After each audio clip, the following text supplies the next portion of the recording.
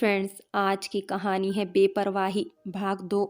पिछले भाग में आपने पढ़ा साक्षी की शादी सहदेव से हो जाती है, लेकिन शादी को 5 साल हो गए थे। साक्षी माँ नहीं बन पाई थी, जिसकी वजह से साक्षी की सास और उसकी ननद उसे ताने देने लगी थी और उसे बांझ की उपाधि दे दी थी। धीरे धीरे शादी को 7 साल हो गई। हद जब हो गई जब एक बार उसकी ननद की देवरानी की गोद भराई के फंक्शन में सबका न्योता आया, लेकिन सहदेव ने ये कहकर मना कर दिया, वहाँ कुछ भी ऊंच नीच हो गई सब तुम्हें ही दोषी ठहराएंगे, इसलिए तुम्हारा घर पर रहना ही ठीक है।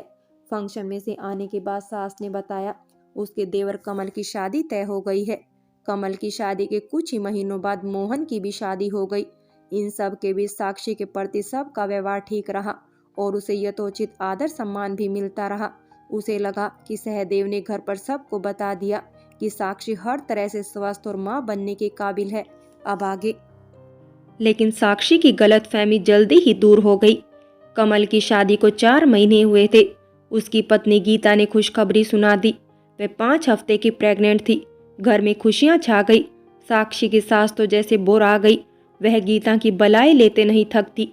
घर में सब खुश थे सिवाय साक्षी के।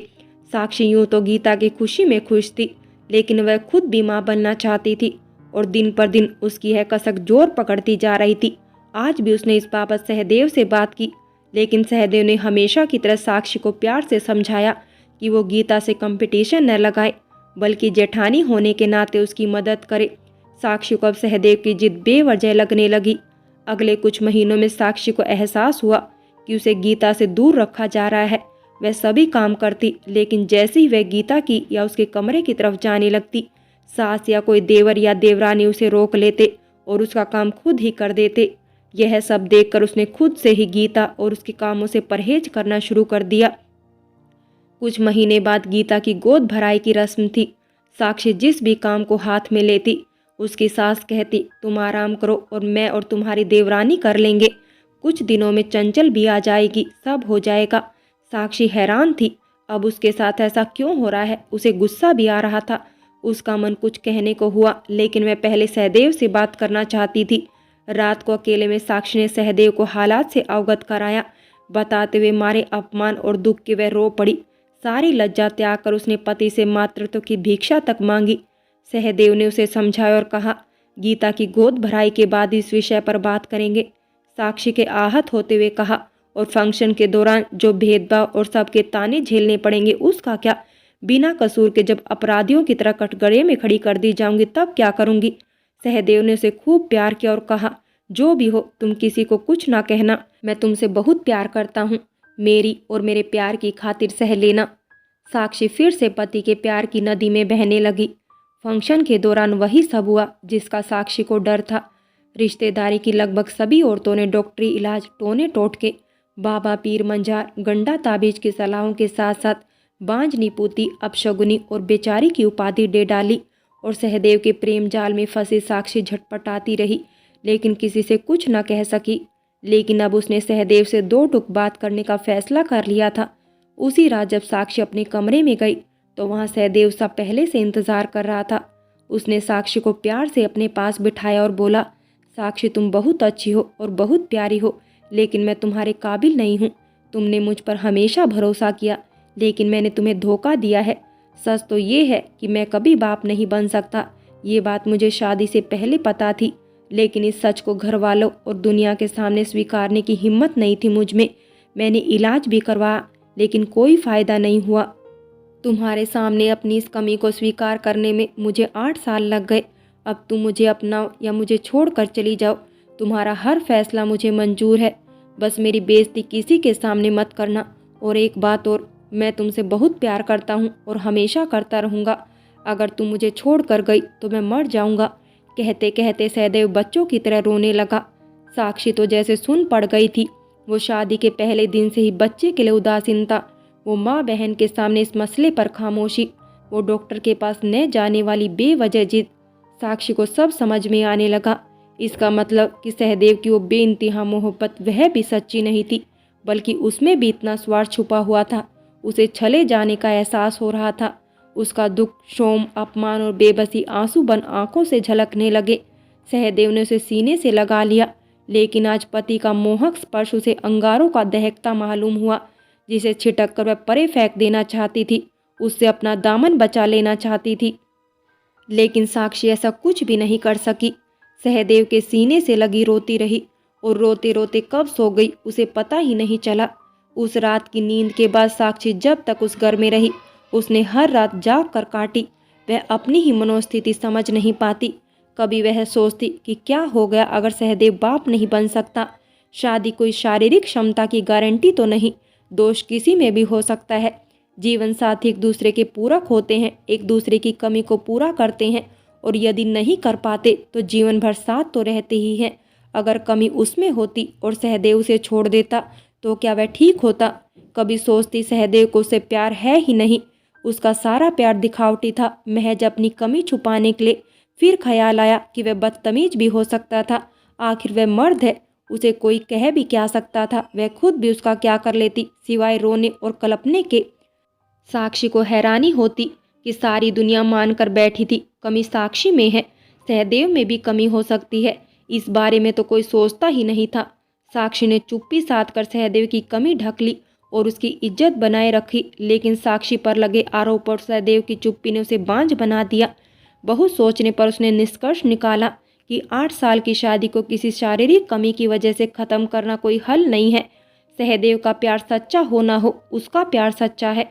इसी प्यार की खातिर वह सहदेव के साथ ही रहेगी और उसकी कमी भी सबसे छुपा लेगी। उसे तो सबने बांझ मान ही लिया है। यदि वो इस गलतफहमी में रहना चाहते हैं तो यही सही। साक्षी हालांकि यह जरूर चाहती कि सहदेव अपनी माँ को सब कुछ बता दे, माँ उसकी कमी भी छुपा लेगी और साक्षी के साथ दुर्व्यवहार भी नहीं होगा, लेकिन ऐसा कुछ नहीं हुआ।